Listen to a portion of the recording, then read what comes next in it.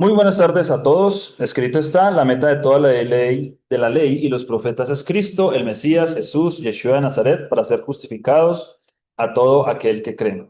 Hoy continuamos juntos este camino para descubrir en cada libro de la Biblia al Mesías de Israel, con el único propósito de traer fe, esperanza y amor a millones de personas que están sedientas de verdad y lo han estado a través de la historia.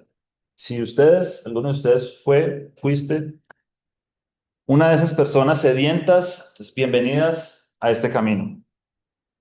Como introducción, la Biblia, 66 libros, alrededor de 40 autores, escritos en un periodo de alrededor de 1500 años, con un mensaje que trasciende todas las épocas, demostrando que su autor intelectual está fuera de la dimensión del tiempo. En cada uno de estos libros se encuentra reflejada la vida del Mesías y fue justamente en un camino, ustedes lo saben, en dirección a Emaús, como lo cuenta Lucas en el capítulo 24, en donde dos discípulos de Yeshua iban caminando y el Mesías, luego de que había pasado 3 días atrás en Jerusalén en la Pascua, perdón, y el Mesías, luego de resucitar, se acerca a ellos y les pregunta por qué iban tristes y le contaron lo que había pasado 3 días atrás en Jerusalén en la Pascua. Y él les dice, qué faltos de comprensión son ustedes y qué lentos para creer todo lo que dijeron los profetas. Y por eso dice el verso 27, luego se puso a explicarles todos los pasajes de las Escrituras que hablaban de él, comenzando por los libros de Moisés, ya sabemos, ya pasamos por esta etapa de los primeros 5 libros de Génesis, Éxodo, Levítico, Números y Deuteronomio, y siguiendo por todos los libros de los profetas, que es donde estamos caminando ahorita. Hoy vamos a continuar entonces con el libro número 10, que es el segundo libro de Samuel, el libro número 10. Ok, como versos introductorios les quiero leer segunda de Samuel, y me pueden, si quieren acompañar los que tienen la Biblia a la mano, segundo libro de Samuel, capítulo 23, versos del 1 al 4, que dice así, como verso introductorio al estudio del día de hoy. Estas son las palabras postreras de David, las palabras finales de David, con las palabras que termina David. Dijo David, hijo de Isaí, dijo aquel varón que fue levantado en alto, el ungido del Dios de Jacob, el dulce cantor de Israel. El Espíritu del Señor ha hablado por mí y su palabra ha estado en mi lengua. El Dios de Israel ha dicho, me habló la roca de Israel, habrá un justo que gobierne entre los hombres, que gobierne en el temor de Dios. Será como la luz de la mañana, como el resplandor del sol en una mañana sin nubes, como la lluvia que hace brotar la hierba de la tierra.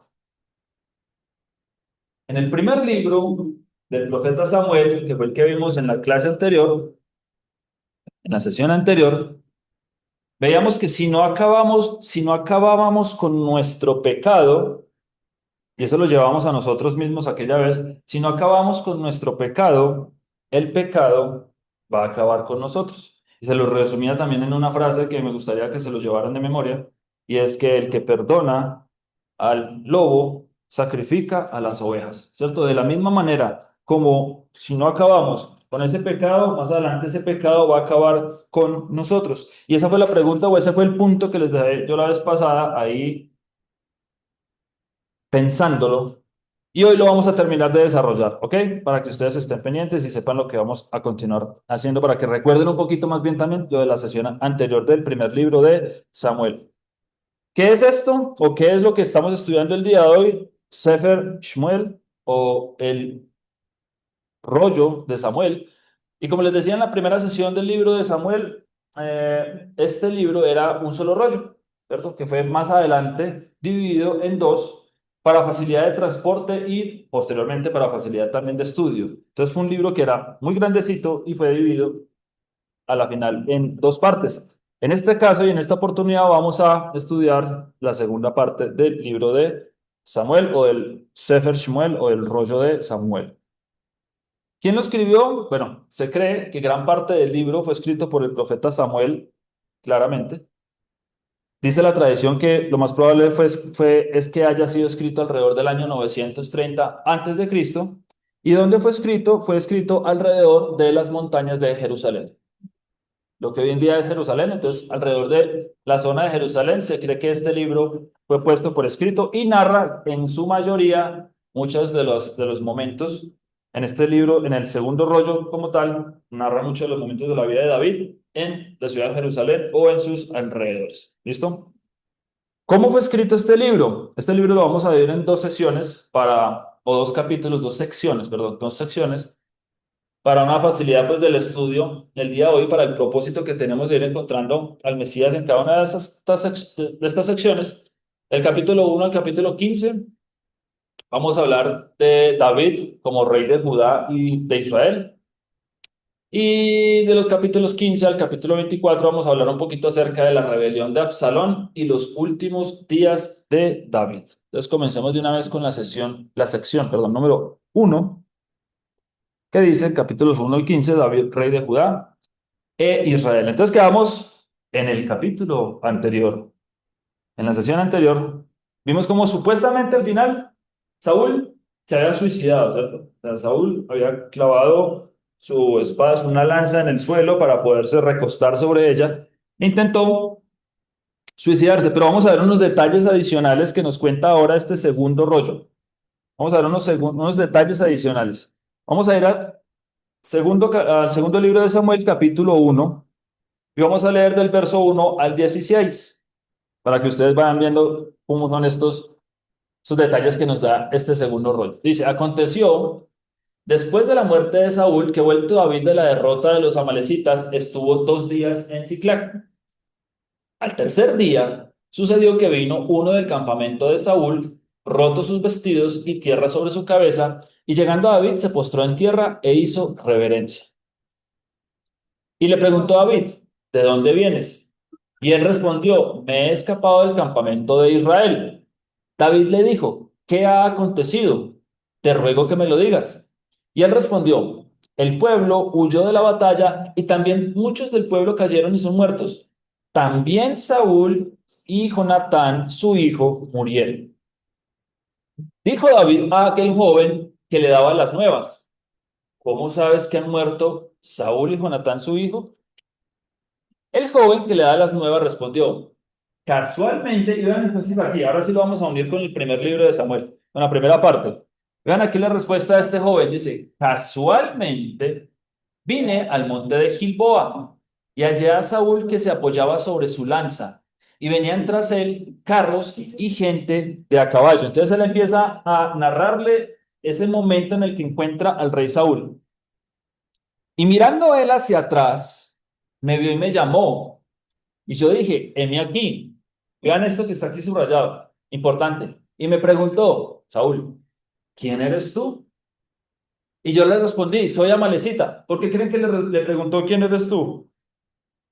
Lo más probable es que ni se parecía a las tropas de Israel, ni se parecía, en este momento, eso fue una guerra que tenían contra los filisteos. Entonces, ni se parecía a los filisteos, ni se parecía a Israel. Entonces, cuando lo vio llegar, le dijo, ¿de parte de quién viene? ¿De lo bueno o de lo malo? ¿Quién eres tú? Y yo le respondí, soy Amalecita, Amalek. ¿Sí ven? Amalek. Dicen los comentaristas que en ese momento en el que el rey Saúl perdonó la vida al rey de Amalek, tuvo tiempo suficiente para reproducirse. Eso es lo que dicen los comentaristas. Incluso más adelante, en el libro de la reina Esther, se habla que Amán era descendiente precisamente de ese rey de Amalek, de ese rey de los Amalecitas. Entonces, dice, y me preguntó, ¿quién eres tú? Y yo le respondí, soy Amalecita. Él me volvió a decir, te ruego que te pongas sobre mí y me mates, porque se ha apoderado de mí la angustia, pues mi vida está aún toda en mí. ¿Por qué? Nuestra vida no se acaba hasta que el testimonio no se acaba. Y aún le faltaba algo a Saúl por enseñarnos. Algo del testimonio, algo de la vida de David todavía le faltaba por enseñarnos. ¿Y qué es ese algo? A Saúl le faltaba enseñarnos que el mal que no acabamos es el mal que nos va a acabar a nosotros. Y vean lo que está diciendo acá. Él me volvió a decir, te ruego, te ruego que te pongas sobre mí. ¿Se sigue viendo en la grabación? Porque también yo reviso. Sí, creo que sí. Ok, listo. Entonces, dice, te ruego que te pongas sobre mí y me mates, porque se ha apoderado de mí la angustia, pues mi vida está aún toda en mí, porque el dueño de la vida es el Señor. Y nuestra vida no termina hasta que nuestro testimonio no termina. Entonces estamos viendo cómo Saúl aquí no ha podido ni siquiera se pudo suicidar. Continúa diciendo, yo entonces me puse sobre él y le maté porque sabía que no podía vivir después de su caída. Y tomé la corona que tenía en su cabeza y la argolla que traía en su brazo y las he traído acá a mi señor. Entonces, pónganse ustedes de pronto en esta situación. Tal vez, puede ser una buena lectura de lo que estamos viendo. Tal vez este muchacho se va donde David con la corona y la argolla de lo que públicamente se sabía que era su principal perseguidor, ¿cierto? Llamémoslo de alguna manera, uno de los que más o uno de los principales enemigos de David, de acuerdo a lo que se veía públicamente. Para David nunca lo fue. David siempre respetó a Saúl incluso como un padre, le decía padre mío, ¿cierto? Ustedes lo han visto. Lo hemos leído en el primer libro de Samuel. Pero entonces acá estamos viendo cómo este muchacho incluso tal vez pensó, no, pues es que David básicamente le voy a ir a entregar la cabeza de su principal enemigo, muy probablemente me va a llenar de riquezas, joyas, se va a poner supremamente feliz y me va a condecorar y me va a volver hasta general de su ejército. Vamos a ver qué sucedió. Continúa diciendo, entonces David, haciendo de sus vestidos, o sea, agarrándolos, dice, los rasgó. Y lo mismo hicieron los hombres que estaban con él. Y lloraron y lamentaron y ayunaron hasta la noche por Saúl y por Jonatán su hijo, por el pueblo del Señor y por la casa de Israel, porque habían caído a filo de espada. Y David dijo a aquel joven que le había traído las nuevas, ¿de dónde eres tú? Y él le respondió, yo soy un extranjero, amalecita. Y le dijo David, ¿cómo no tuviste temor de extender tu mano para matar al ungido del Señor? Yo creo que en ese momento a ese muchacho le hicieron que haber bajado todos los colores. Iba tal vez de pronto buscando una cosa diferente de la respuesta que estaba recibiendo aquí de parte de David. ¿Cómo no tuviste temor de extender tu mano para matar al ungido del Eterno? Entonces llamó David a uno de sus hombres y le dijo, ve y mátalo. Y él lo hirió y murió. Y David le dijo, tu sangre sea sobre tu cabeza, pues tu misma boca atestiguó contra ti diciendo, yo maté al ungido del Señor. Entonces, bueno, aquí ya vemos cómo respondimos esa cuestión que teníamos desde la sesión anterior, realmente que vemos cómo fue una malecita, incluso, de los que él había perdonado la vida al rey y a su ganado, que vino aquí y terminó con su propia vida. Continuamos entonces leyendo 2 de Samuel capítulo 5 versos del 1 al 10. Ahora dice, vinieron todas las tribus de Israel a David en Hebrón, y hablaron diciendo, henos aquí, hueso tuyo y carne tuya somos. Y aún antes de ahora, cuando Saúl reinaba sobre nosotros, eras tú quien sacabas a Israel a la guerra y la volvías a traer. Además, el Señor te ha dicho, tú apacentarás a mi pueblo Israel y tú serás príncipe sobre Israel. Vinieron pues todos los ancianos de Israel al rey en Hebrón, y el rey David hizo pacto con ellos en Hebrón delante del Señor y ungieron a David por rey sobre Israel. La palabra Hebrón tiene un significado en hebreo, una similitud a la palabra conexiones. Una conexión. Hebrón significa conexión. Y es esa conexión de que, vean, aquí ustedes están ungiendo a David como rey de Israel, es esa conexión precisamente entre los cielos y la tierra. O sea, en otras palabras, el reino de David es la conexión entre los cielos y la tierra. El reino finalmente del heredero eterno de David es esa conexión entre los cielos y la tierra. Me encanta poder estar compartiendo esto con ustedes porque ustedes de sobra saben quién es ese heredero de David, quién es el rey eterno, ¿cierto? Aquel que conecta los cielos y la tierra. Entonces vean cómo en este lugar Hebrón, ellos están ungiendo a David como rey, precisamente siendo esa conexión entre la tierra y los cielos. ¿Listo? Y continúa diciendo, era David de 30 años cuando comenzó a reinar y reinó 40 años. ¿Quién dice más en la escritura que era como de 30 años cuando comenzó su ministerio? El Mesías, ¿cierto? Nuestro Salvador Yeshua, exactamente. Entonces, una similitud más, una más de tantas. Era David de 30 años cuando comenzó a reinar y reinó 40 años. En Hebrón reinó sobre Judá 7 años y 6 meses, y en Jerusalén reinó 33 años sobre todo Israel y Judá.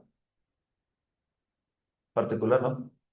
Muchas más conexiones. La idea es precisamente de este estudio es que ustedes vayan haciendo esas mismas conexiones y vayan encontrando y van escudriñando ustedes mismos a través de lo que vamos navegando juntos al Mesías, ¿cierto? En cada uno de los libros. Eso es lo que queremos y le pedimos al Señor que haga.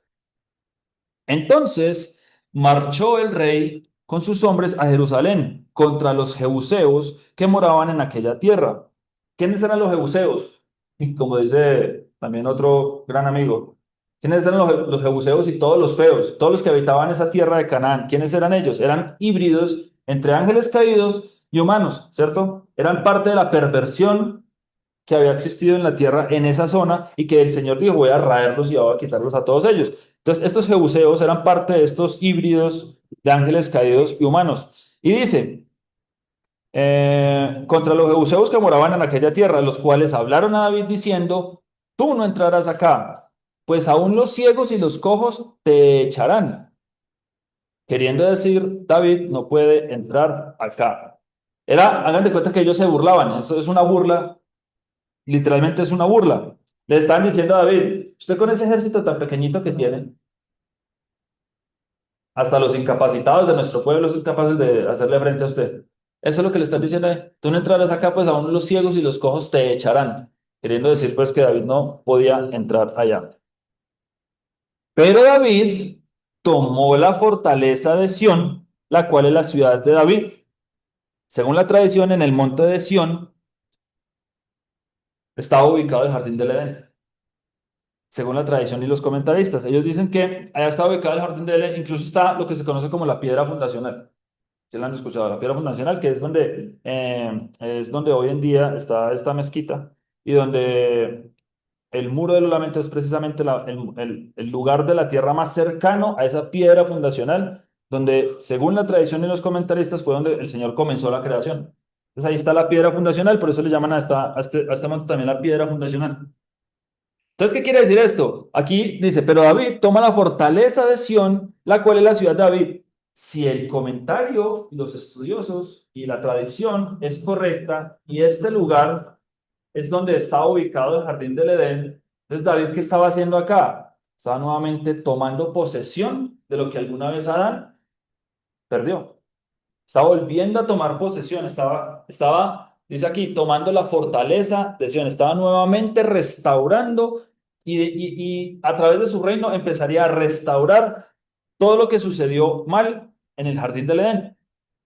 David está retomando ese lugar nuevamente para restaurarlo. Entonces, pero David tomó la fortaleza de Sión, la cual es la ciudad de David, y dijo David aquel día, todo el que hiera a los jebuseos, suba por el canal y hiera a los cojos y ciegos aborrecidos del alma de David. Por esto se dijo, ciego ni cojo no entrará en la casa. Y David moró en la fortaleza y le puso por nombre la ciudad de David y edificó alrededor desde Milo hacia adentro. Entonces una vez ya David recupera la fortaleza de Sión, que era un lugar bastante seguro para las tropas porque está rodeado de colinas y pueden obviamente defenderla mucho más fácil. Entonces una vez el Señor a través de David ya toma el control precisamente de esta área. Cuando ya David toma el control de esta área y recupera esta fortaleza de Sion, ¿qué es lo siguiente que hace? ¿Quién recuerda? ¿Qué es lo siguiente que hace cuando ya tiene el control de la fortaleza de Sion? Lo primero que David hace es mandar a traer el arca del pacto. Es mandar a traer el arca del pacto. Y sucede algo que ustedes recuerdan también, y es que manda a traer el arca del pacto y la mandó a traer en un carrito jalado por unos bueyes. ¿Recuerdan? Y dice que iba por el camino del arca del pacto, iban los bueyes alando el carrito con el arca del pacto. Y llega un momento en el que el carrito empezó a voltearse, a voltearse, a voltearse. Entonces, una de las personas que iba cercano, me imagino, al arca, lo primero que hizo fue para que no se volteara el arca, empujarla, para que no se fuera a caer. Y dice que el que lo empujó, cayó de una vez como un pollo ahí, fulminado. Entonces David dijo, ah, caray, raro. Vamos a ver qué dice la Torá de cómo se transporta el arca. Muy probablemente en ese tiempo se fue David a estudiar. Vamos a leer qué es lo que dice la Torá acerca de cómo es que se debe transportar el arca. Y empieza a descubrir, es que el arca tiene que ser transportado por levitas. Es que el arca tiene sus asas para agarrarla y montarla y llevarla. El arca no se puede transportar en como yo quiera o de la manera que a mí se me ocurra. Entonces, precisamente, en ese tiempo, muy probablemente, se va David a estudiar un poquito y dice, más adelantico, no, terminamos acá, dice, y David iba adelantando y engrandeciéndose, y el Señor Dios de los ejércitos estaba con él. Adonai Sebaot. Listo.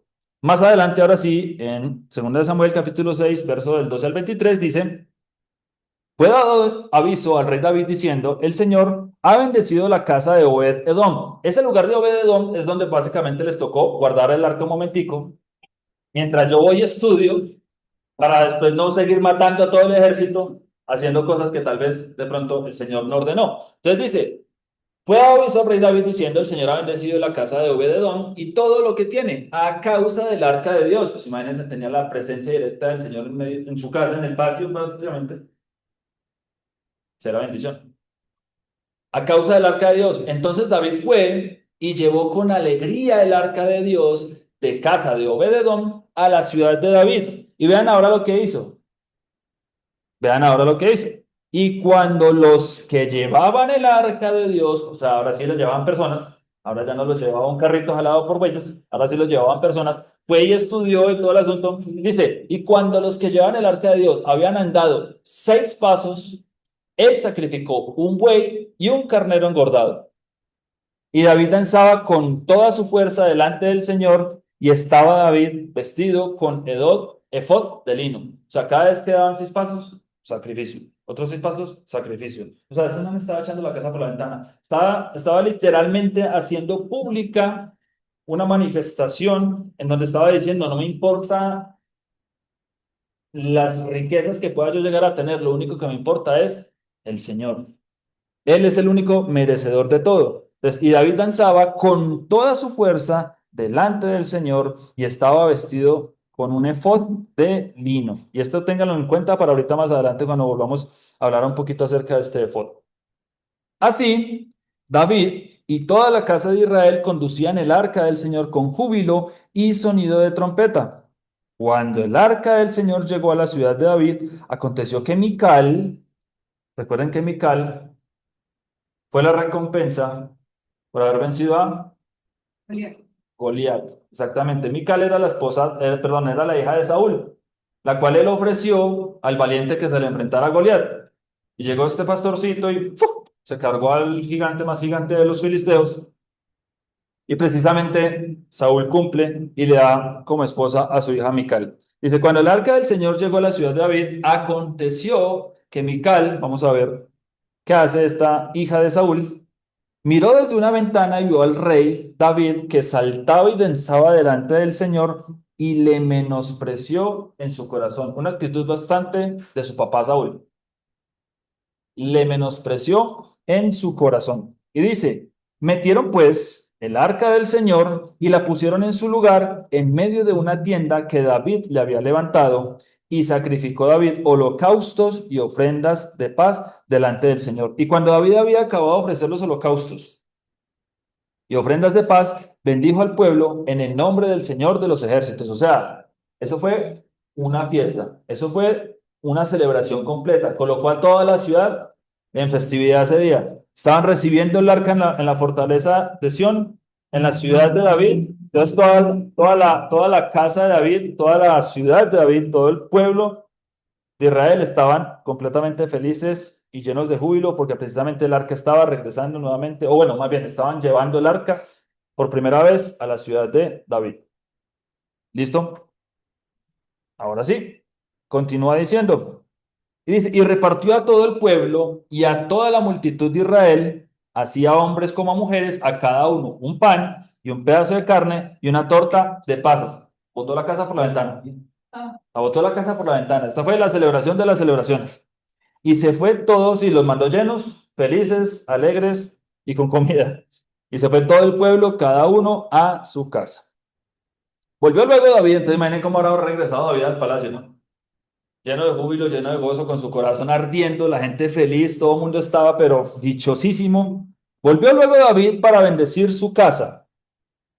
Y saliendo Mical a recibir a David, dijo: cuán honrado ha quedado hoy el rey de Israel, descubriéndose hoy delante de las criadas de sus siervos, como se descubre sin decoro un cualquiera. Muy bonito, ¿no? Muy bonito. Vean la actitud de esta muchacha. Cuán honrado ha quedado el rey de Israel hoy, descubriéndose delante de las criadas de sus siervos, como se descubre sin decoro un cualquiera. Y el rey David venía feliz. Entonces David respondió a Mical. Mical se hubiera quedado callada, porque era la respuesta. Fue delante del Eterno, fue delante del Señor, quien me eligió en preferencia a tu padre y a toda tu casa para constituirme por príncipe sobre el pueblo del Señor, sobre Israel. Estuvo más brutal la respuesta que el recibimiento de Mical. Fue delante del que me escogió a mí, en preferencia a tu padre y a toda tu casa, para constituirme por príncipe sobre el pueblo del Señor, sobre Israel. Por tanto, danzaré delante del Señor. Si hubiera quedado callado. Y aún me haré más vil que esta vez. Seré bajo a tus ojos, pero seré honrado delante de las criadas de quienes has hablado. Claro, ella ve por la ventana, se asoma y ve allá al rey con trajes, con trajes de siervo, literalmente, con el efod, danzando en medio de todo el pueblo. Para ella estaba viendo cómo el rey se estaba rebajando a nivel de cualquier siervo. ¿Y él qué estaba haciendo? Estaba diciendo es que todos aquí somos iguales. El único rey verdadero, eterno, poderoso es él. Y él fue el que me puso acá. Yo no soy nada. Nada especial adicionalmente a todo el resto del pueblo. Todos somos su creación, todos somos parte de él. Esa era la actitud que tenía en ese momento David. Por eso le dice, y si me tocara volverlo a hacer, lo haría más y me rebajaría aún más por el Señor.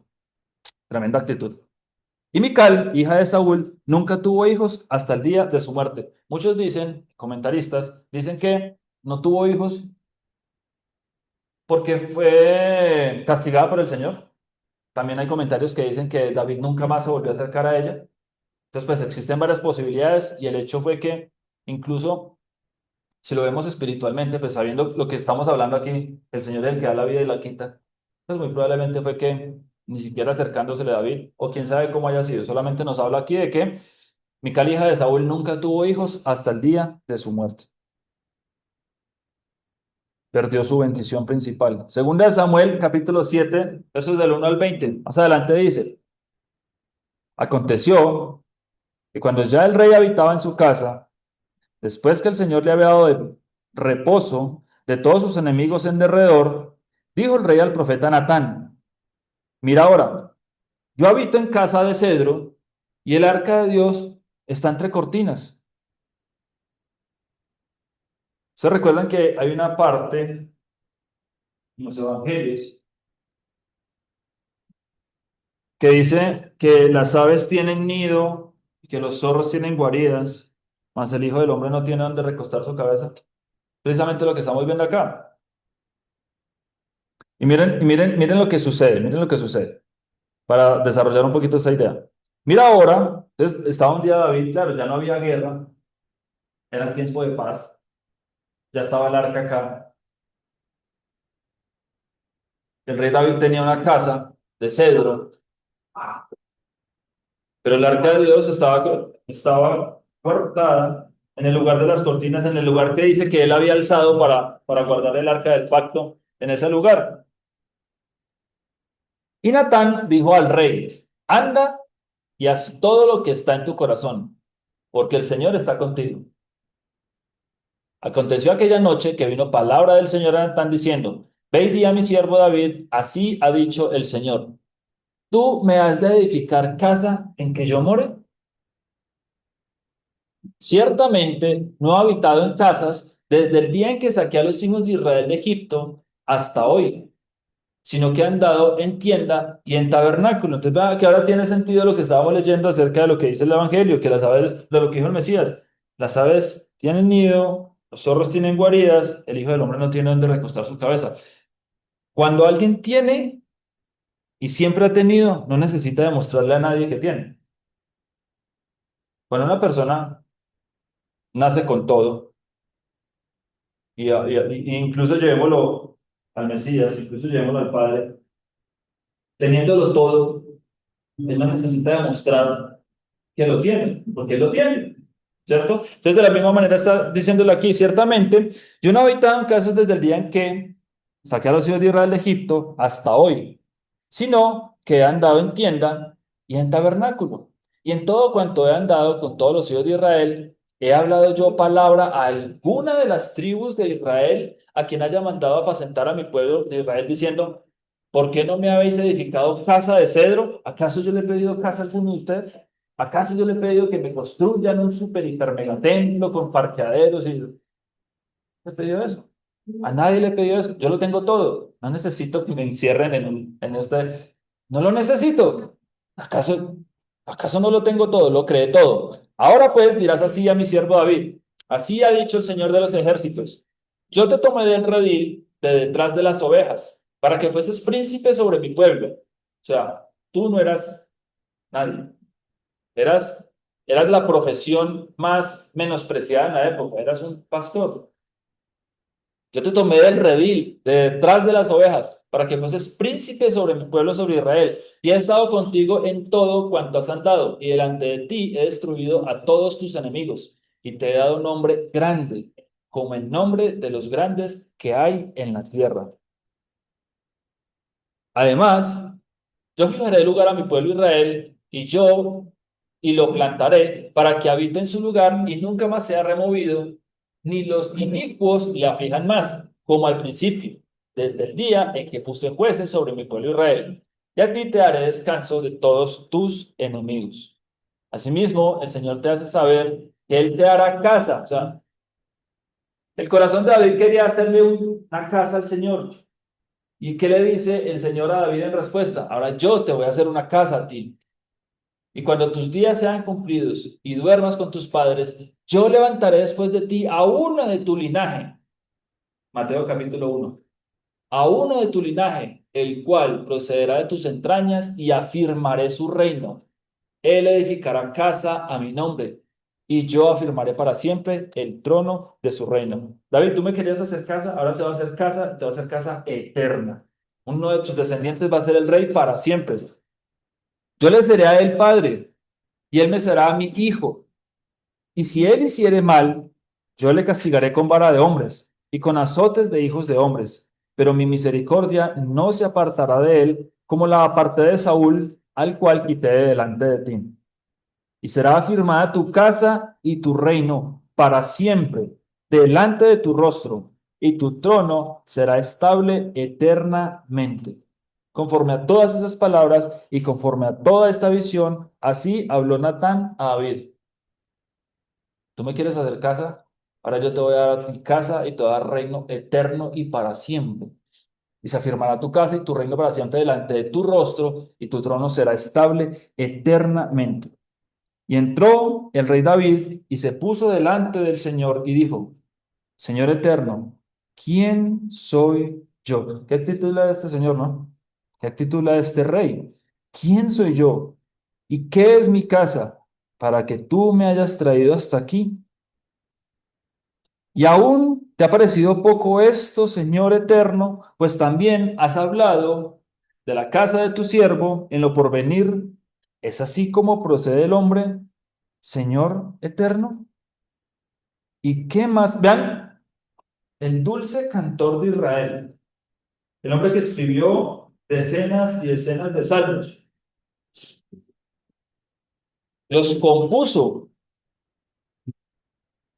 Vean lo que le dice finalmente al Señor. ¿Qué más puedo añadir? ¿Qué más puede añadir David hablando contigo, pues tú conoces a tu siervo, oh Señor.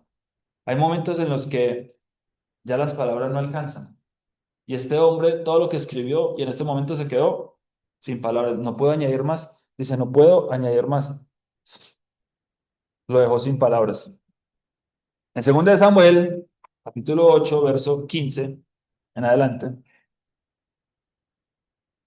dice, y reinó David sobre todo Israel, y David administraba justicia y equidad a todo su pueblo. Joab, hijo de Sarbia, era general de su ejército, y Josafat, hijo de Ahilud, era cronista.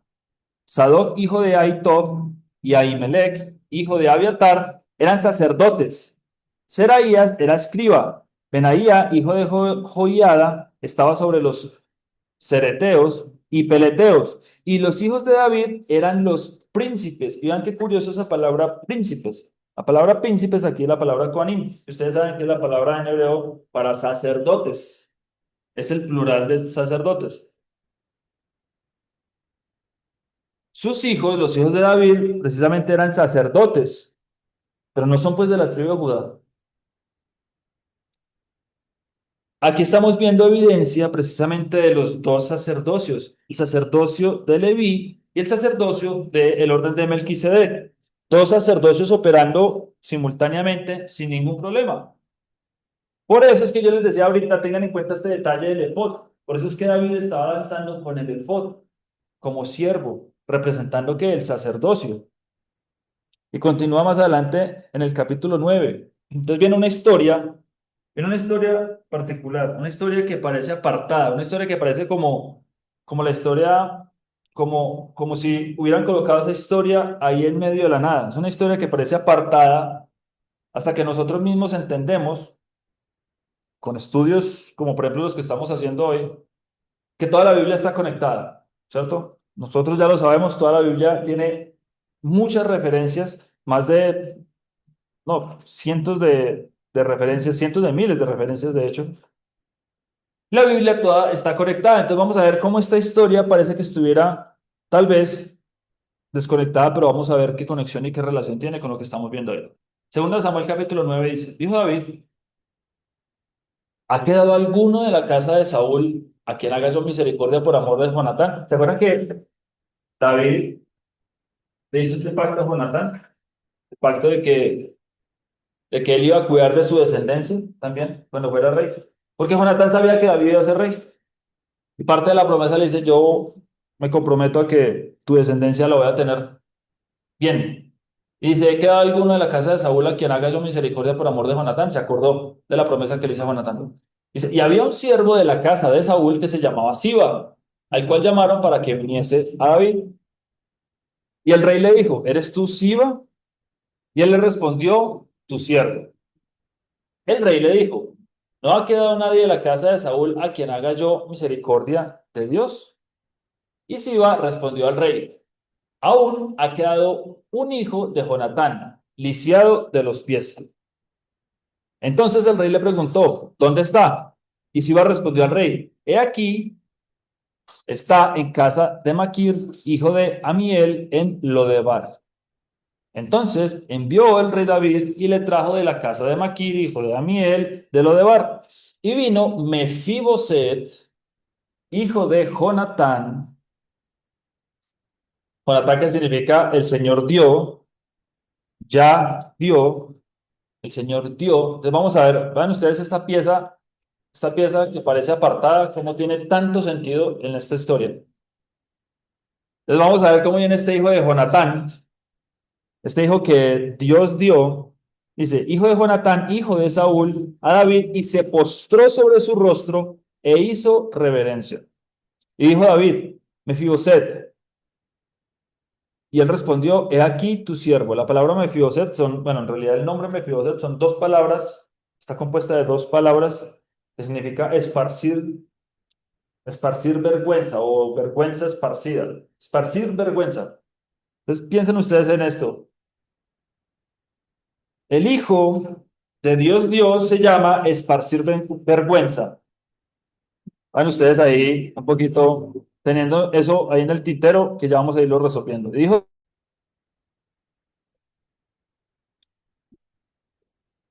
Listo, continuemos.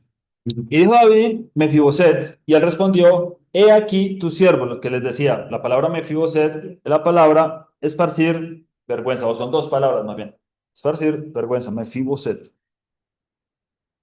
Y le dijo a David, no tengas temor, perdón, no tengas temor, porque yo a la verdad haré contigo misericordia por amor de Jonatán tu padre, y te devolveré todas las tierras de Saúl tu padre, y tú comerás siempre a mi mesa. Entonces vean ustedes cómo esto empieza a tomar como una relación. Tal vez por si de pronto alguna vez no lo habían visto de esta manera. Y es que este hombre, ustedes se acuerdan incluso, aquí dice que era lisiado de los pies. ¿Ustedes se acuerdan por qué Mefiboset era lisiado de los pies? La nana, la nana, exactamente, la nana lo deja caer, ¿cierto? Cuando era bebé, estaba un rumor de guerra, ella sale a correr y en ese y en ese correr deja caer el niño y el niño queda, dice, lisiado de los pies. Entonces, Mefiboset, un niño, que significa su nombre esparcir vergüenza, eh, que sufre una caída que aparentemente puede ser como que no tiene sentido, pero este hombre que finalmente sufre una caída, ahora está siendo total y completamente restaurado. Dice, no tengas temor porque yo la verdad haré contigo misericordia por amor al Señor y te devolveré. O sea, el reino de David está restaurando la vergüenza esparcida que tuvo una caída, y esa caída, o básicamente este hombre, Mefiboset, esta vergüenza esparcida, finalmente es algo que Dios dio, ¿cierto? ¿Qué actitud tuvo este hombre, Mefiboset, este hombre que esparcía vergüenza, al ser restituido nuevamente, al ser, gracias al reino de David, gracias al ungido David, gracias a esa descendencia eterna de David, cuando es restaurado? ¿Cuál es la actitud que él tuvo? Dice acá, y él, inclinándose, Mefiboset dijo, ¿quién es tu siervo para que mires a un perro muerto como yo? Entonces el rey llamó a Siba, siervo de Saúl, y le dijo, todo lo que fue de Saúl y de toda su casa, yo le he dado al hijo de tu señor. Tú pues le labrarás las tierras, tú con tus hijos y tus siervos, y almacenarás los frutos para que el hijo de tu señor tenga pan para comer. Pero Mefiboset, el hijo de tu señor, comerá siempre a mi mesa. Y tenía Siba 15 hijos y 20 siervos. Y respondió Siba al rey, conforme a todo lo que ha mandado mi señor el rey a su siervo, así lo hará tu siervo. Mefiboset dijo al rey, comerá a mi mesa como uno de los hijos del rey. Y tenía Mefiboset un hijo pequeño que se llamaba Micaía, y toda la familia de la casa de Siba eran siervos de Mefiboset. Y moraba Mefiboset en Jerusalén. Dato no menor, y moraba Mefiboset en Jerusalén porque comía siempre a la mesa del rey y estaba lisiado de ambos pies. Entonces, esta vergüenza esparcida ahora está en Jerusalén, y como veíamos ahorita, Jerusalén es ese Edén restaurado. Entonces, la vergüenza esparcida en el Edén restaurado, gracias a la descendencia de David, podemos ver que este hombre Mefiboset representa toda esa descendencia de la humanidad que después de la caída, como él mismo cayó cuando era bebé, que después de esa caída en el Edén, ya no es digna absolutamente de nada.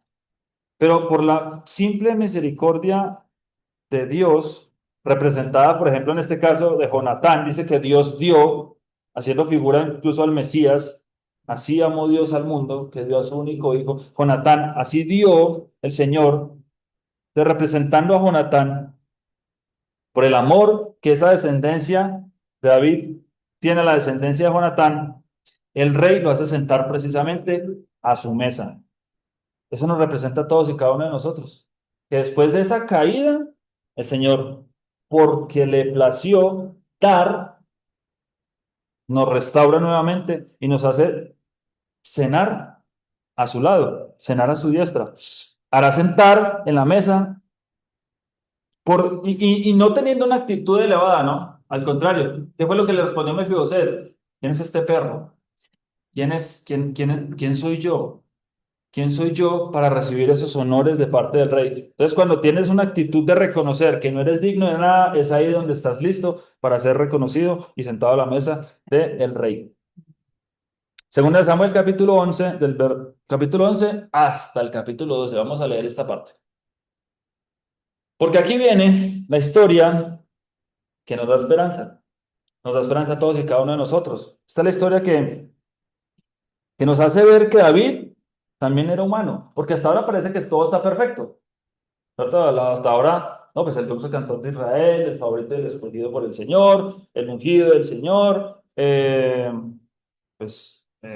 librado siempre de sus perseguidores y todo el asunto. ¿Perdón? David el misericordioso, ahora sentando a Mefiboset en su mesa. No, pues, no, este man, la perfección, o sea, este man, pues, no, pues, con razón. Hasta lindo era, porque dice que también era de apariencia bonita. No, está completo. Esta historia que vamos a leer a continuación es una historia que nos hace ver que David era tan humano como cada uno de nosotros. No era de otro mundo, era como nosotros. Porque al parecer todo está perfecto hasta ahora, pero viene una historia que nos da esperanza de que podemos, de que nosotros mismos podemos ser como David. O sea, es alcanzable para nosotros ser como David. Es un ser humano como todos nosotros. Y dice, en la primavera, cuando los reyes suelen salir a la guerra, David envió a Joab y al ejército israelita para pelear contra los amonitas. Destruyeron al ejército amonita y sitiaron la ciudad de Rabá. Dice que David los envió a pelear contra los amonitas. Sin embargo, David se quedó en Jerusalén. Una tarde, después del descanso de mediodía, David se levantó de la cama. Todos merecemos unas vacaciones, ¿no? David se levantó a mediodía, un día. David se levantó de la cama y subió a caminar por la azotea del palacio. Mientras miraba hacia la ciudad, vio una mujer de belleza singular que estaba bañándose. Entonces, el pueblo estaba en la guerra y el rey se estaba despertando a mediodía. Peligro, peligro. Hay peligro cuando no nos levantamos al amanecer. Hay peligro cuando no nos levantamos al amanecer. Podríamos tener problemas. El mismo David nos enseñó en los salmos que debemos despertarnos temprano y adorar al Señor. Y aquí como que al mismo rey David que escribió eso de su puño y letra, como que se le olvidó. Vamos a ver qué pasó.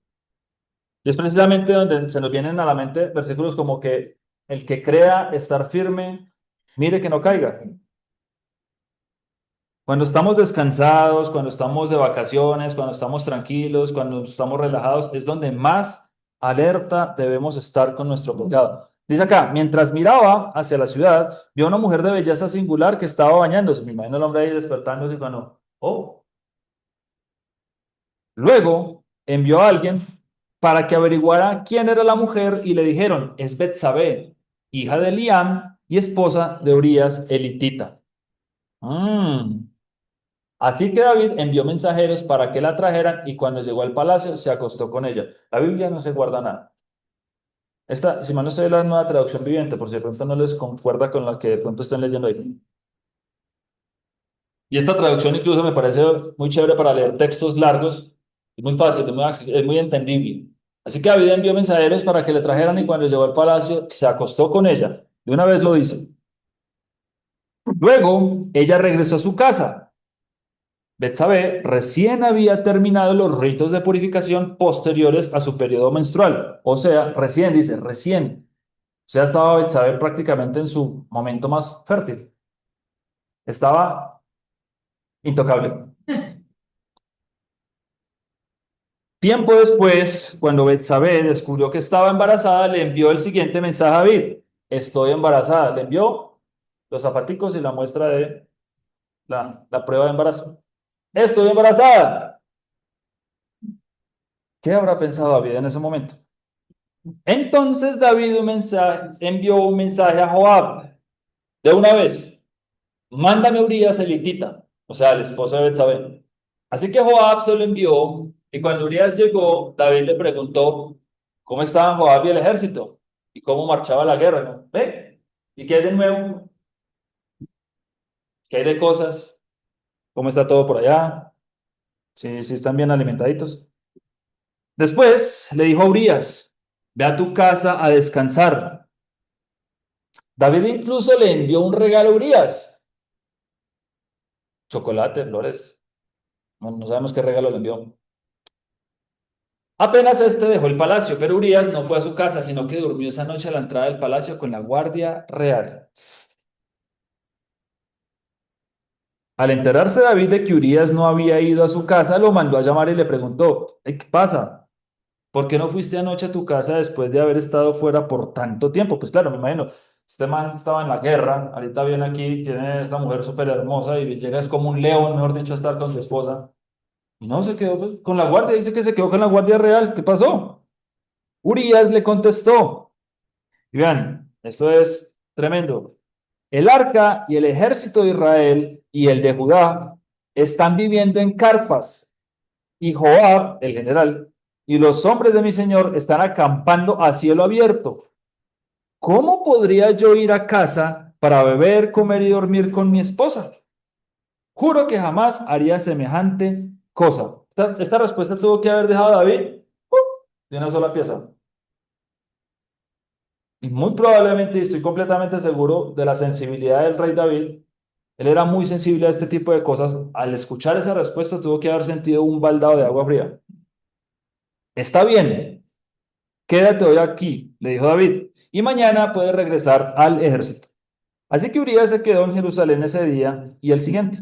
David lo invitó a cenar y lo emborrachó. Entonces, si no pudo, pues bueno, vamos a ver. Pero aún así, no logró que Urías se fuera a la casa con su esposa, sino que nuevamente se quedó a dormir a la entrada del palacio con la guardia real. Entonces, a la mañana siguiente, David escribió una carta a Joab y se la dio a Urías para que se la entregara. La carta le daba las siguientes instrucciones a Joab. Pon a Urías en las líneas del frente, donde la batalla sea más violenta. Luego retroceda para que lo mate. Entonces, vean ustedes cómo va avanzando la historia, ¿no? Todo comenzó despertándose al mediodía, un momento de relajamiento, de relajación, de relax del rey David. Y ahora ya fue creciendo, esta bola de nieve ya iba creciendo hasta el punto incluso de que mandó a matar a uno de sus guerreros. El propio rey David mandó a matar a unos. Todo comenzó con una perecita de despertarme a mediodía y ya ahora voy en que mandé a matar a uno de mis guerreros cercanos. Él planeó, y estamos viendo aquí, él planeó todo, incluso sabiendo que estaba pecando contra el Señor. Está mandando una carta para decirle, mátame la semana. O sea, él sabía lo que estaba haciendo, lo estaba planeando. Eso se conoce como un pecado pesha, como una rebelión. Por eso es que más adelante él escribe en el Salmo 32, bienaventurado o feliz aquel cuya transgresión ha sido perdonada y cubierta su pecado. ¿Cierto? Bienaventurado el hombre a quien el Señor no culpa de iniquidad y en cuyo espíritu no hay engaño. Claro, él entendió más adelante qué es ser limpiado de este tipo de pecado, un pecado pesado, un pecado de rebelión, un pecado que incluso yo sé que está mal, pero lo voy a hacer, como el que estamos viendo acá. ¿Ven cómo ahora sí podemos ser más cercanos a David? Obvio, nuestro molde, y lo vimos en Génesis, nuestro molde, el molde con que toda la humanidad fue creada, el molde con que fue creado Adán, es el Mesías, Yeshua. A él es el que debemos mirar todo el tiempo y acercarnos y querer ser como él.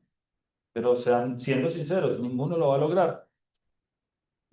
Pero a David sí podemos ser cercanos. Y vean lo que está haciendo. Esto es lo que nos permite a nosotros ver que David también era un humano como nosotros, conociendo los mandamientos, sabiendo, incluso actuando en este caso por rebelión. Y vean lo que sigue sucediendo. Así que Joab asignó a Urías a un lugar cerca de la muralla de la ciudad donde sabía que peleaban los hombres más fuertes del enemigo. Y cuando los soldados enemigos salieron de la ciudad para pelear, Urías el hitita murió junto con varios soldados israelitas. Entonces, vean lo que está pasando acá. No solo murió Urías, también murió más parte del ejército, o sea, murieron inocentes por una cosa que comenzó con una perecita. Luego Joab envió a David un informe de la batalla. Le dijo a su mensajero, informa al rey todas las novedades de la batalla, pero tal vez se enoje y pregunte, ¿por qué las tropas se acercaron tanto a la ciudad? ¿Acaso no sabía que dispararían desde la muralla? ¿No fue Abimelech, hijo de Gedeón, muerto en Tebes por una mujer que le tiró una piedra de molino desde la muralla? Está en el libro de los jueces. ¿Por qué se acercaron tanto a la muralla? Entonces diles, cuando ya esté muy caliente David, dile, murió también Urías el hitita. Por lo tanto, el mensajero fue a Jerusalén y le dio un informe completo a David. El enemigo salió contra nosotros a campo abierto, le dijo, y cuando los perseguíamos hasta las puertas de la ciudad, los arqueros que estaban en la muralla nos dispararon flechas. Mataron a algunos hombres del rey, entre ellos Urías, el hitita. Bien, respondió David. Ya se iba a calentar, me imagino. Entonces le dijo, no, también murió Urías. Bien, dile a Joab que no se desanime. No, tranqui, no pasa pues, dile a Joab que no se desanime, dijo David. Ánimo, la espada devora a este hoy y a aquel mañana. La próxima vez, esfuerces en más y conquistarán la ciudad. Cuando la esposa de Urías se enteró de que su marido había muerto, hizo duelo por él. Y una vez cumplido el periodo de luto, David mandó que la trajeran al palacio y pasó a ser una de sus esposas. Y luego ella dio a luz a un hijo. Pero el Señor estaba disgustado con lo que David había hecho. Es importante reconocer y entender y leer, y textualmente lo dice, que el Señor no aprobó esa actitud de David. El Señor no lo aprobó. Porque es que resulta que a veces la tradición oral, la ley oral, la tradición, intenta dar razones para dar a entender que lo que hizo David no estuvo tan mal. Pues, estuvo mal, pero no tan mal. Porque finalmente los hombres cuando van a la guerra tenían una ley en donde tenían que dar la carta firmada de divorcio a la esposa por si morían, entonces ella quedaba divorciada. Entonces que lo que hizo David fue también como, o sea, ni siquiera fue David, sino Urias el que no le dejó la carta. O sea, no. Aquí claramente dice, el Señor estaba disgustado con lo que David había hecho. Punto. No lo aprobó, no le gustó, estaba disgustado por lo que David había hecho. Es claro lo que el Señor, es claro lo que nos dice la palabra del Señor acerca de la actitud de David. Por lo tanto, el Señor envió al profeta Natán para que le contara a David la siguiente historia. Entonces aquí viene la historia que ya todos conocemos. Había dos hombres en cierta ciudad. Uno era rico y el otro era pobre. El hombre rico poseía muchas ovejas y ganado en cantidad. El pobre no tenía nada, solo una pequeña oveja que había comprado.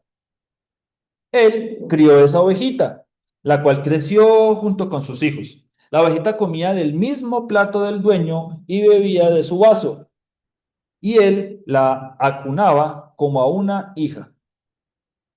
Cierto día llegó una visita a la casa del hombre rico, pero en lugar de matar un animal de su propio rebaño o de su propia manada, tomó la ovejita del hombre pobre, la mató y la preparó para su invitado.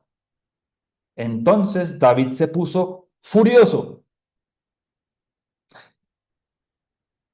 Tan cierto como que el Señor vive, juró, cualquier hombre que haga semejante cosa merece la muerte.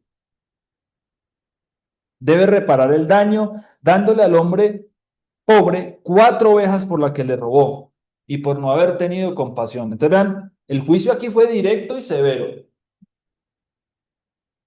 Y esto nos trae una enseñanza. Muchas veces nosotros somos más sensibles, muchas veces somos más duros a los pecados que cometen otros cuando son nuestros mismos pecados. So, de una vez David dijo, sí, se puso furioso, dice, merece la muerte. La sentencia fue muerte, eso no le dio ni tiempo de explicarlo, muerte.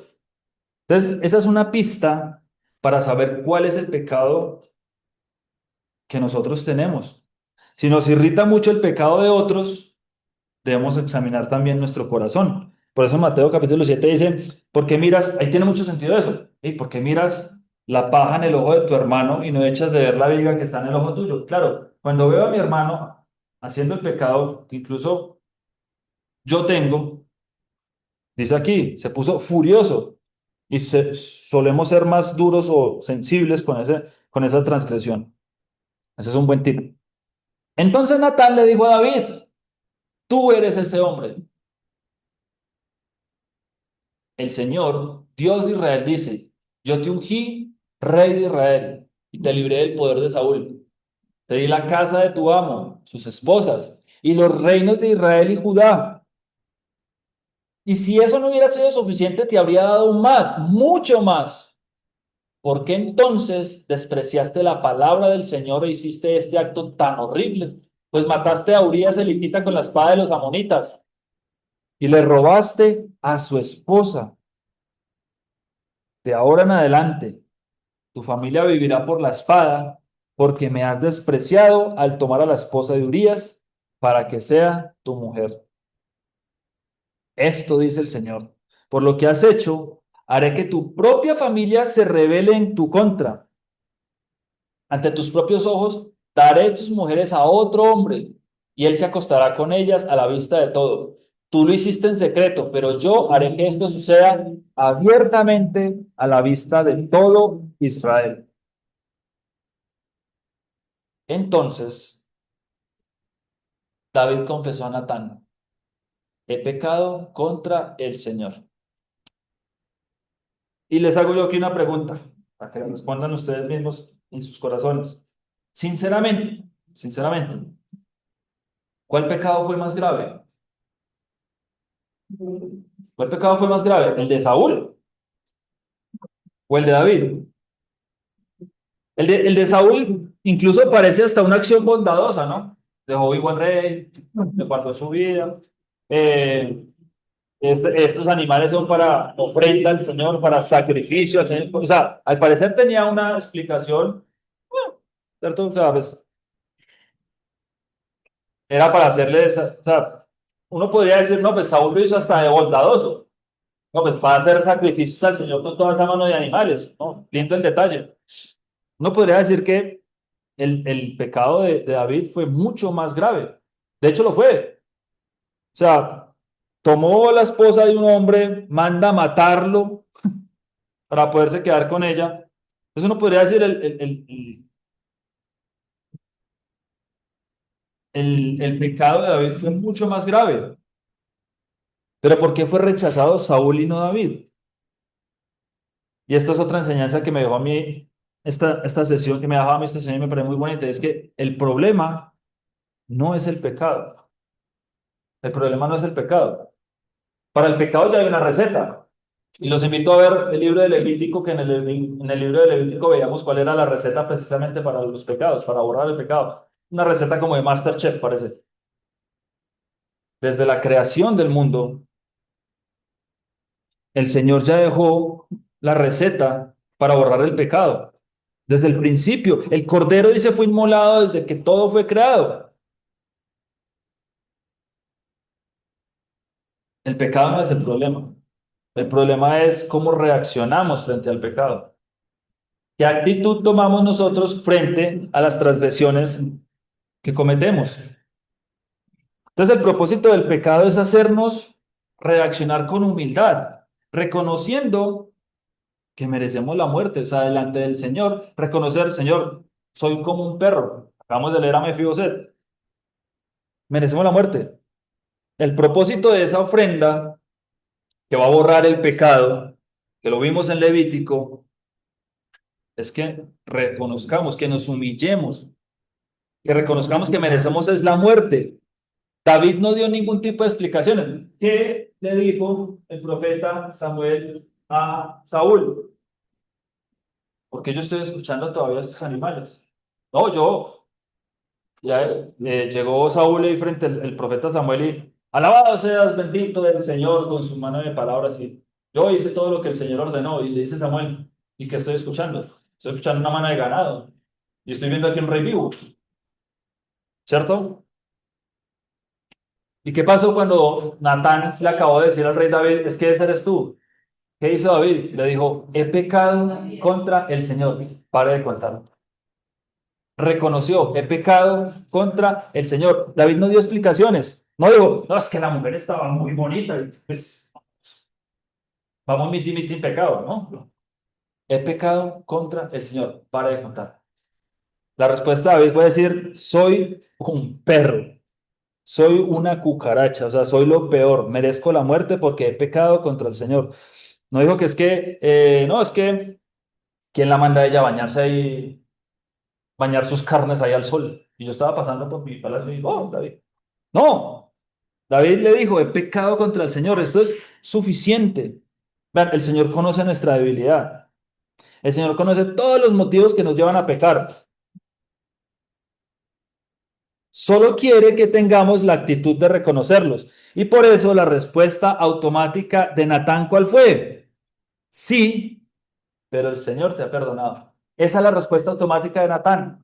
La respuesta automática de Samuel, la respuesta automática de Samuel, la respuesta automática de Samuel, ¿cuál fue? Yo que estoy escuchando. ¿Y qué hacía Saúl? Seguía excusándose. No, que es que el pueblo, no, que es que el pueblo quiso guardar las ovejas, no, que es que el pueblo quiso guardarle la vida al rey. Y la respuesta automática de Natán, ¿cuál fue? ¿Has pecado contra el Señor? Sí, pero el Señor te ha perdonado y no morirás por este pecado. Sin embargo, como has mostrado un total desprecio por el Señor, con lo que hiciste, tu hijo morirá. Después que Natán regresó a su casa, el Señor le envió una enfermedad mortal al hijo que David tuvo con la esposa de Urías. La esposa de Urías. Entonces, importante, tengan en cuenta esto, la esposa de Urías. Ya lo vamos a decir, ya les voy a decir por qué. Entonces, ya sabemos que hay tres niveles de pecados. Ustedes lo han estudiado también. El pecado hatá, el pecado abón, el pecado peshá. El peor de todos es el pecado peshá, es el pecado por rebelión, es el pecado por el que yo digo, me lo sé que la estoy embarrando, sé que es un pecado, no me importa, sigo para adelante. Dice, planeado, con alevosía, estoy seguro, sé que es un pecado, pero voy para adelante. ¿Cuál es el precio de un pecado por pechar? Cuando lo vimos en Levítico, los pecados pechados, los pecados por rebelión, solamente se pueden limpiar de una manera, o la paga de ese pecado es de una sola manera, muerte. La única manera de pagar un pecado por rebelión, por pechar, es muerte. Aquí es el hijo de David el que va a morir. Es el hijo de David el que muere por ese pecado pechar. Pero paga esa vida de ese niño, paga perdón, la vida del hijo de David, paga por toda su casa. Entonces, recuerden esto que les estoy diciendo. David tuvo un hijo con la esposa de Urías. Dice, así que David le suplicó a Dios que perdonara la vida de su hijo y no comió y estuvo toda la noche tirado en el suelo. Entonces los ancianos de su casa le rogaban que se levantara y comiera con ellos, pero él se negó. Entonces el hijo de David, pagando por el pecado de rebelión, salvó a toda esta casa. Y vamos a ver que no solo lo salva. Finalmente, el séptimo día el niño murió. Los consejeros de David tenían temor de decírselo. No escuchaba razones cuando el niño estaba enfermo. Se decían, ¿qué lo curará cuando le digamos que el niño murió? Cuando David vio que susurraban entre sí, se dio cuenta de lo que había pasado. ¿Murió el niño? Preguntó. Sí, le contestaron, ya murió. De inmediato David se levantó del suelo, se lavó, se puso lociones y se cambió de ropa. Luego fue al tabernáculo a adorar al Señor y después volvió al palacio donde le sirvieron comida y comió. Sus consejeros estaban asombrados. No lo entendemos, le dijeron. Mientras el niño aún vivía, lloraba y rehusaba comer. Pero ahora que el niño ha muerto, usted terminó el duelo y de nuevo está comiendo. Ayuné y lloré, respondió David, mientras el niño vivía, porque me dije, tal vez el Señor sea compasivo conmigo y me permita que el niño viva, y permita que el niño viva. Pero, ¿qué motivo tengo yo de ayunar ahora que ha muerto? ¿Puedo traerlo de nuevo a la vida? Un día yo iré a él, pero él no puede regresar a mí. Esto es uno de los textos más lindos, y se los digo, se lo confieso de corazón, porque pasé por algo parecido. Es uno de los textos más lindos para consolar a alguien que ha perdido un ser querido. Un día yo iré a él, pero él ya no puede regresar a mí. Está bien llorar, está bien el luto, es permitido y el Señor lo permite por alguna razón. Hay tiempo para llorar, pero tampoco nos podemos quedar en un luto eterno, porque por más que hagamos nosotros aquí, esa persona no puede volver a nosotros.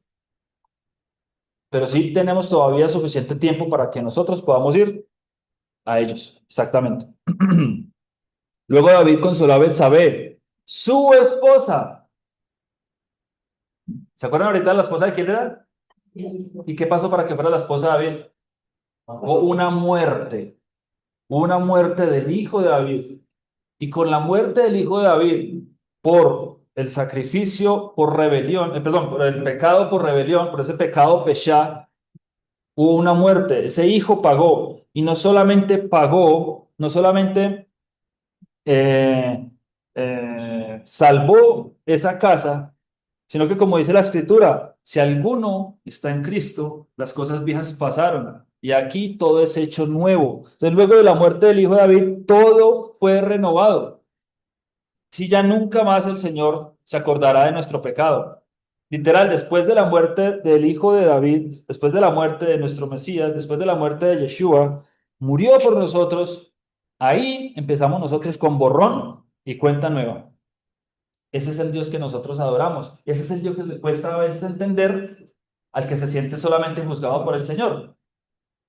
El Dios que dice, todas las cosas para mí son nuevas. Ese es el Dios que nosotros adoramos, el Dios que puede hacer todas las cosas de nuevo.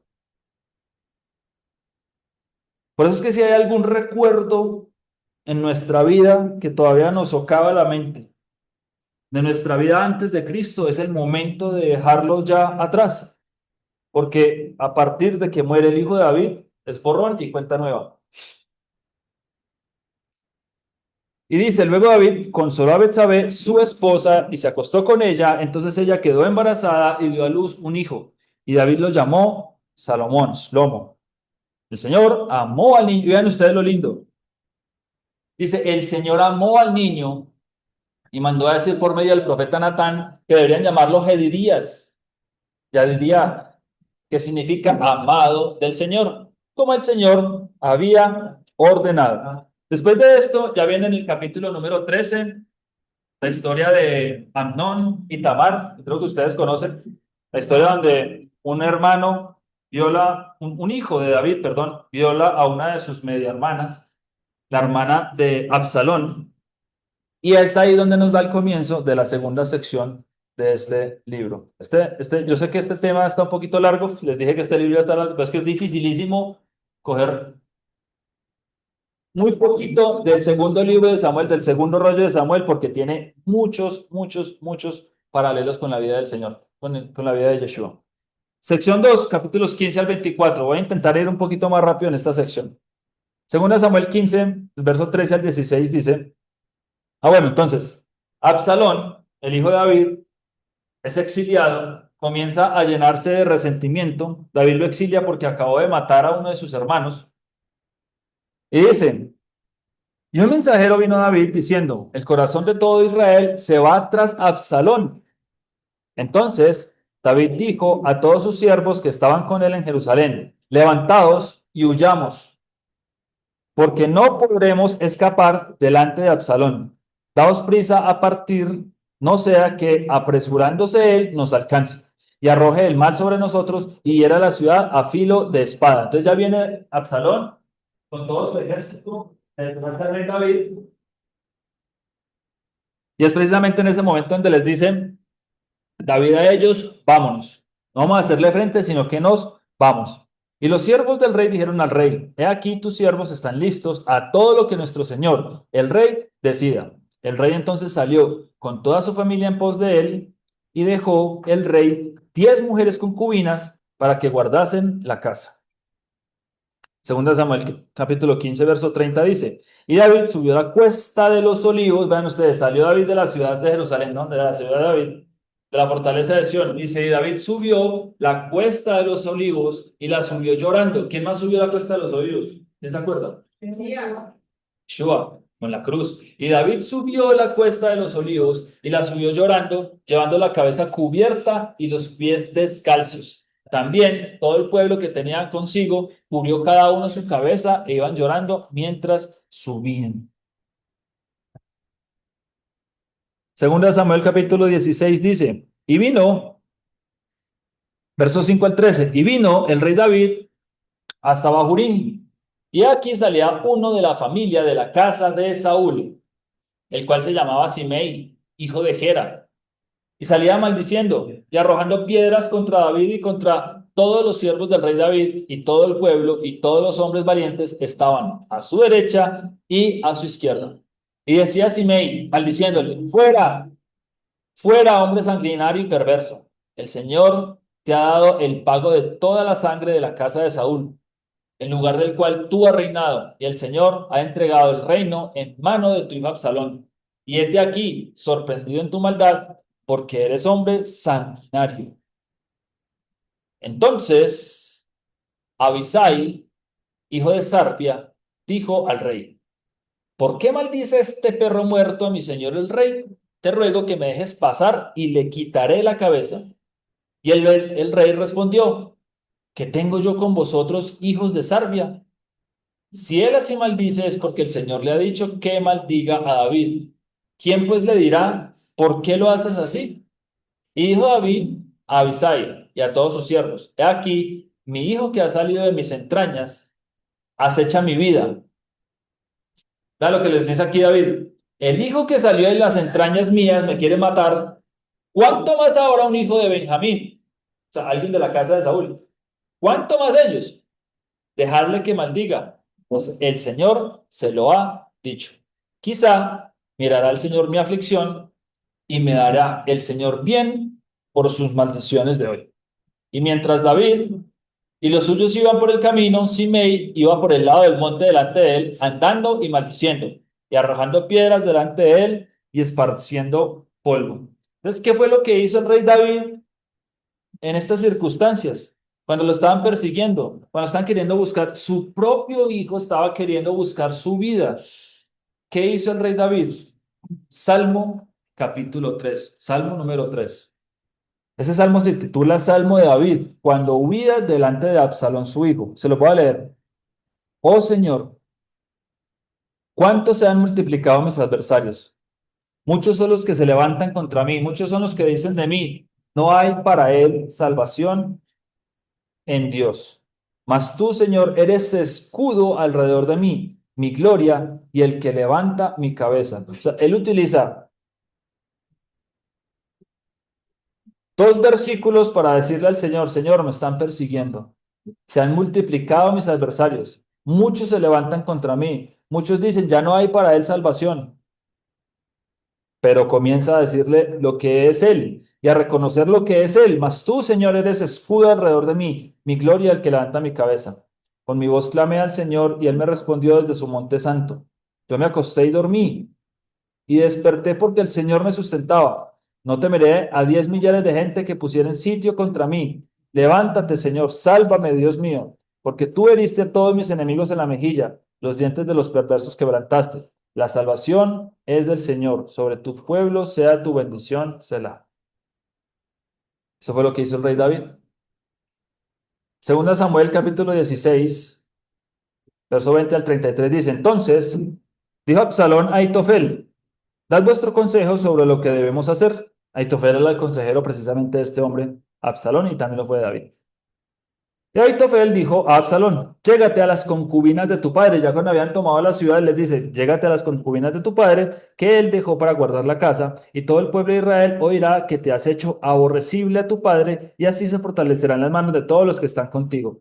Entonces pusieron para Absalón una tienda sobre el terrado, y se llegó Absalón a las concubinas de su padre ante los ojos de todo Israel. Y el consejo que daba Aitofel en aquellos días era como si consultase la palabra de Dios. Este hombre Aitofel fue finalmente la persona que literalmente casi que envenenó a Absalón para que se pusiera contra su padre, fue el traidor. Así era todo consejo de Aitofel, tanto con David como Absalón. Segunda de Samuel capítulo 18, del verso 1 al 33 dice, David pues pasó revista al pueblo que tenía consigo y puso sobre ellos jefes de millares y jefes de centenas. Y envió David al pueblo una tercera parte bajo el mando de Joab, una tercera parte bajo el mando de Abisai, hijo de Sarbia, hermanos de Joab, y una tercera parte al mando de Itai, Geteo. Y dijo el rey al pueblo, yo también saldré con vosotros. Mas el pueblo dijo, no saldrás, porque si nosotros huyéremos, no harán caso de nosotros. Y aunque la mitad de nosotros muera, no harán caso de nosotros. Mas tú ahora vales tanto como 10,000 de nosotros. Vean la manera como honraba el ejército a David. Tú eres como 10,000 de nosotros. Será pues mejor que tú nos des ayuda desde la ciudad. Entonces el rey les dijo, yo haré lo que bien os parezca. Y se puso el rey a la entrada de la puerta, mientras salía todo el pueblo de 100 en 100 y de 1000 en 1000. Y el rey mandó a Joab y a Abisai y a Itai diciendo, tratad benignamente por amor de mí al joven Absalón. Y todo el pueblo oyó cuando el rey dio orden acerca de Absalón a todos los capitanes. Salió pues el pueblo al campo contra Israel y celebró la batalla en el bosque de Efraín, la batalla entre el ejército de David y el ejército de Absalón. Y allí cayó el pueblo de Israel delante de los siervos de David y se hizo allí en aquel día una gran matanza de 20,000 hombres. Y la batalla se extendió por todo el país y fueron más los que destruyó el bosque aquel día, se perdían dentro del bosque, que los que destruyó la espada. Y se encontró Absalón con los siervos de David e iba Absalón sobre un mulo. Y el mulo entró por debajo de las ramas espesas de una gran encina y se le enredó la cabeza en la encina. Así que se le enredó el pelo. Y Absalón quedó suspendido entre el cielo y la tierra, y el mulo en que iba pasó delante. Por eso yo me... No, mentira, no. Viéndolo uno, avisó a Joab diciendo, he aquí que has visto a Absalón colgado de una encina. Y Joab respondió, al hombre que le daba la nueva. Y viéndolo tú, ¿por qué no le mataste luego allí echando la tierra? Me hubiera placido darte 10 ciclos de plata y un talabarte. El hombre dijo a Joab, aunque me pesaras 1,000 ciclos de plata, no extenderé yo mi mano contra el hijo del rey, porque nosotros oímos cuando el rey te mandó a ti y a Abisai y a Itai diciendo, mira que ninguno toque al joven Absalón. Por otra parte, ¿habría yo hecho traición contra mi vida? Pues el rey, pues al rey nada se le esconde, y tú mismo estarías en contra. Y respondió Joab, no malgastaré mi tiempo contigo.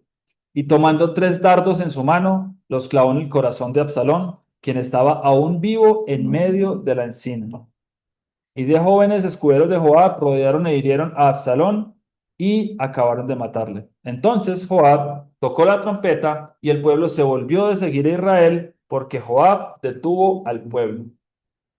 Tomando después a Absalón, le echaron en un gran hoyo en el bosque y levantaron sobre él un montón muy grande de piedras y todo Israel huyó cada uno a su tienda. Y en vida, Absalón había tomado y erigido una columna, la cual está en el valle del rey, porque había dicho, yo no tengo hijo que conserve la memoria de mi nombre.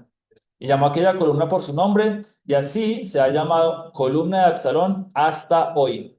Entonces Ahimaas, hijo de Sadoc, dijo, correré ahora y daré al rey las nuevas de que el Señor ha defendido su causa de la mano de sus enemigos. Entonces aquí viene este hombre, Ahimaas, y pregunta, ¿será que voy yo y le doy las noticias al rey? Y respondió Joab, hoy no llevarás las nuevas, las llevarás otro día. No darás hoy las nuevas porque el hijo del rey ha muerto. Y Joab dijo a un etíope, ve tú y di al rey lo que has visto. Y el etíope hizo reverencia ante Joab y corrió. Entonces Ahimaas, hijo de Sadoc, volvió a decir a Joab, sea como fuere, yo correré ahora tras el etíope. Y Joab dijo, hijo mío, ¿para qué has de correr tú si no recibirás premio por las nuevas? Además, imagina quién no alcanzó un etíope. Y dice, mas él respondió, sea como fuera, yo correré. Entonces le dijo, corre. Corrió pues, hay más, por el camino de la llanura, y pasó delante del etíope, sí lo alcanzó. Y David estaba sentado entre las dos puertas, y el atalaya había ido alterrado sobre la puerta en el muro, y alzando sus ojos miró, el atalaya eran los vigilantes en las torres altas, y alcanzando sus ojos miró, y vio uno que corría solo.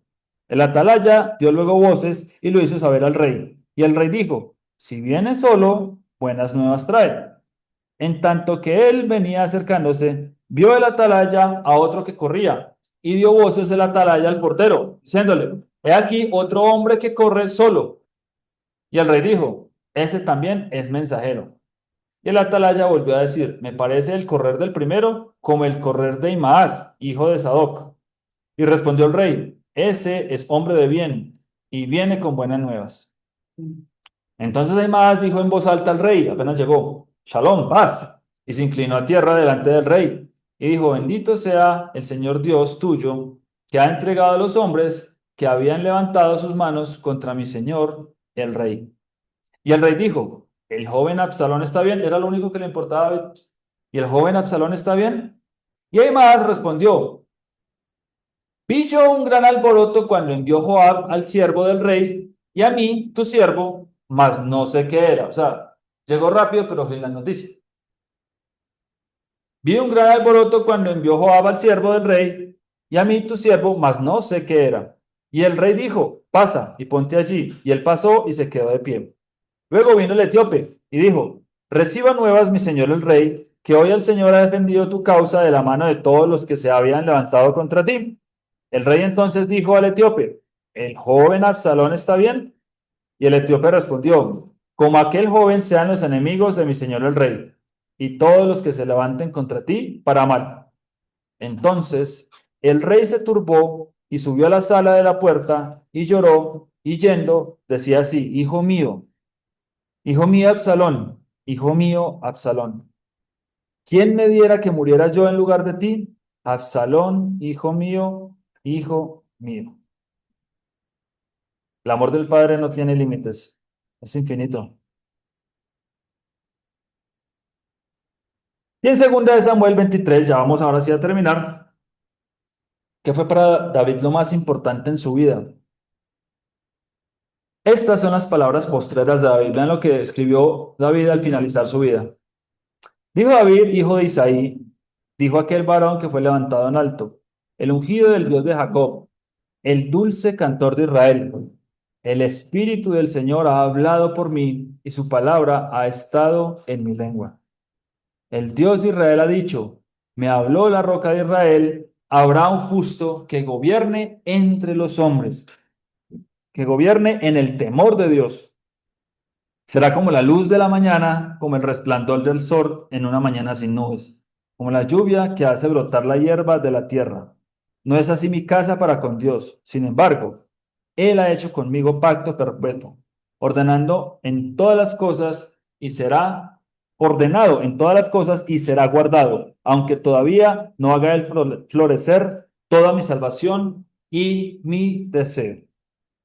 Mas los impíos serán todos ellos como espinos arrancados, los cuales nadie toma con la mano, sino que el que quiere tocarlos se arma de hierro y de asta de lanza, y son del todo quemados en su lugar. Y en 2 Samuel, capítulo 23, David entonces estaba en el lugar fuerte, y había en Belén una guarnición de los filisteos, y David dijo con vehemencia, ¿quién me diera a beber del agua del pozo de Belén que está junto a la puerta? Entonces, David se antoja de tomar agua en Belén y Belén está lleno de filisteos que la están cuidando. Y dice, entonces los tres valientes irrumpieron por el campamento de los filisteos y sacaron agua del pozo de Belén que estaba junto a la puerta y tomaron y la trajeron a David, mas él no la quiso beber, sino que la derramó para el Señor diciendo, lejos sea de mí, oh Señor, que yo haga esto. ¿He de beber yo la sangre de los varones que fueron con peligro de su vida? Entonces, el amor que tenían los siervos de David por él, sus valientes, sus soldados, su ejército, incluso para poner en peligro su vida simplemente por el capricho del rey de que quería tomar agua. Creo que, ya sé, creo que soy yo. Ah, ya entendí. Era yo. Entonces, ¿qué quería él? ¿Qué quería él? Quería agua. Y estos incluso pusieron en peligro su propia vida para ir allá a sacar agua de donde él quería tomarla. ¿Y qué es lo que dice David? ¿Cómo responde David? Dice, yo ni siquiera soy digno de recibir esta honra. O sea, solo el Señor es digno de este honor. Por eso dice que derrama esa agua delante del Señor. Dice, y no quiso beberla. Y en el capítulo 24, y con ese ya está el cierre casi del libro de Samuel, es un texto bastante extraño, porque hemos conocido un poquito de David hoy, hemos entendido un poquito acerca de lo que David, por eso dice que un hombre conforme al corazón del Señor, ¿cierto? Y vemos un texto extraño en el capítulo 24 en donde David ordena un censo. Incluso hasta los generales dicen, ¿un censo? O sea, todo el mundo sabía que, todos sabemos aquí que un censo es pecado, ¿no? No se debe censar al pueblo. El Señor dice, no cuenten al pueblo, no censen, no cuenten al pueblo, no cuenten a Israel. Israel no se puede contar. Y David, sabiéndolo, ordena un censo. Entonces viene una plaga sobre todo Israel. Y después de la plaga, y bueno, pasan ciertas cosas y unos sacrificios, y en fin. David, ¿cuál es el resultado de esa plaga? O sea, cuál es finalmente el propósito final de esa plaga? La compra del terreno donde se construiría finalmente el templo. En donde, o sea, después de la plaga, después de que pasa toda esta plaga por el censo que David ordenó, después de que pasa toda esa plaga, el resultado es construir el templo donde se van a ofrecer sacrificios constantes. ¿Sacrificios para qué? Para reconciliar al mundo con el Creador. Recuerden que en la sesión de Levítico hablamos un poquito acerca de estas recetas de cómo reconciliarnos con Dios y para qué el Señor instituyó tantos sacrificios, precisamente como la manera de reconciliarnos y nuevamente acercarnos con Él. Y ese es el propósito principal pues, de ese texto extraño. ¿Listo? Bueno, entonces, desde el inicio, desde que empezamos con Génesis, desde el inicio del reinado de David, él es el proyecto terminado del primer Adán, ¿cierto? Entonces, desde que comienza Adán hasta la compra del monte del templo, que es prácticamente la recreación del jardín del Edén, como lo vimos también en el libro de Números, desde donde sería proclamado el reino del príncipe de paz a todo el mundo, el Hijo amado de Dios. Pues pasando por la revelación del secreto del arrepentimiento y de la gracia inmerecida, la muerte del Hijo de David, como vimos hoy, a cambio de la vida de él, ¿cierto? El intento incluso de usurpación del trono por parte de Absalón, la entrega del reino a su Padre Celestial, ese es incluso uno de los significados de ese derramamiento de agua, que a pesar de que David tenía sed, él derrama esa agua, entregándole alegóricamente ese reino que él poseía al Padre Celestial. Y finalmente la compra del terreno del templo. Entonces, toda la vida de David tiene mucho, mucho, mucho significado en la vida del Mesías. Es ahí donde tiene el verdadero significado. En el Salmo número 8 lo voy a leer. Está titulado La gloria de Dios y la honra del hombre. Al músico principal sobre Gitit, Salmo de David. Oh Señor, Señor nuestro.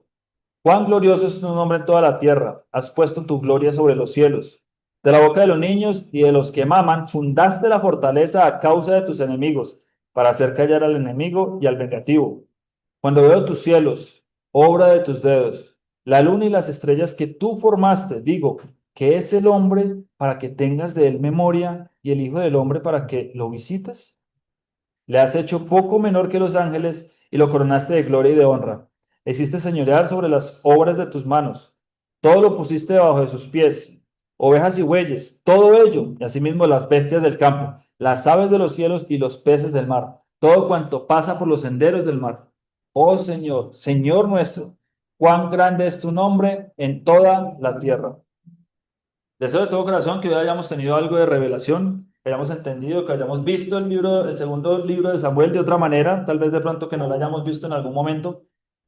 Si hemos tenido revelación, si hemos comido hoy del pan de vida, si estamos saciados, cumplamos lo que dice entonces Deuteronomio capítulo 8, donde dice, comerás, te saciarás y bendecirás al Señor por la buena tierra y por el sustento. Bendito eres tú, Señor, por esta tarde, Señor, que nos permites estar juntos, siendo uno en ti, Señor. Permítenos acercarnos cada día más a ti, tener el corazón incluso que tuvo David, Señor, de reconocer frente a ti cada uno de sus transgresiones, Señor, incluso las más graves, Padre. No queremos esconderte nada porque tú sabes el corazón, Señor, que nos diste a cada uno. Tú sabes incluso lo que nos motiva en ocasiones, Señor, a transgredir, a pecar, Señor. Pero a ti no te importa eso, porque tú para eso diste una solución, Señor, desde el principio. Tú inmolaste el cordero para pagar, Señor, por nuestra propia vida, Señor. Gracias te damos por ese inmerecido regalo, Señor. Gracias te damos por tu gracia, Señor. Gracias te damos por la revelación que nos has dado. Gracias, Señor, por habernos escogido como tu pueblo. Gracias, Señor, por habernos dado los mandamientos. Gracias, Señor, porque nos has dado el verdadero amor, Señor. Ese amor que no busca lo suyo. Nos has dado los mandamientos para nuestro propio bien, Señor. Alabado sea tu nombre, Señor. Eres grande. Te pedimos, Señor, que nos permitas cada día parecernos más a tu siervo David, que podamos reconocer frente a ti nuestras transgresiones, Señor, que cada uno de estos pecados, Señor, incluso lleguemos a cometer en pechar, Señor, en rebelión, Señor, sean cubiertos por la sangre poderosa, Señor, de nuestro Mesías, el ungido de Israel. Gracias te damos en esta tarde, Señor, tu grandeza, Señor. Gracias porque nos has visto a nosotros, Señor, estos perros muertos, Señor, que no merecemos sino la muerte. Nos has visto dignos de tu amor, Señor. Gracias te damos en esta tarde. Oramos en el nombre, que es sobre todo nombre, aquel que dio voluntariamente, con pasión, su vida por cada uno de nosotros, Señor, sin esperar nada a cambio. Y aquel que nos amó primero, Señor. Gracias te damos y en su nombre oramos. Yeshua, Hamashiach, nuestro Mesías, nuestro Salvador. Amén y amén. Texto a memorizar. Ay, tarea, tarea. Porque los de Zoom siempre tienen tarea, entonces ahora les toco la tarea a ustedes. Vamos a memorizarnos este versículo. Y quiero que todos repitan conmigo. Vamos a leer todos juntos los que alcancen a leer. Según Samuel capítulo 23, verso 1 a 2, dice, estas son las palabras postreras de David. Dijo David, hijo de Isaí, dijo aquel varón que fue levantado en alto, el ungido del Dios de Jacob, el dulce cantor de Israel. El Espíritu del Señor ha hablado por mí y su palabra ha estado en mi lengua. Lucas capítulo 24, verso 27 dice, luego se puso a explicarles, como hoy que hemos tenido revelación, luego se puso a explicarles el Mesías, todos los pasajes de las Escrituras que hablaban de él, comenzando por los libros de Moisés y siguiendo por todos los libros de los profetas, porque escrito está, el camino del Mesías a través de 66 libros. Deseo que Él nos dé el entendimiento para que comprendamos las escrituras y que nuestro corazón arda mientras Él nos habla y nos guía en su camino. Nos vemos en la siguiente sesión a la misma hora y por el mismo canal, si es su voluntad, cuando el Señor me lo permita y pueda volver, y que el Señor les bendiga y los guarde. Shalom, shalom.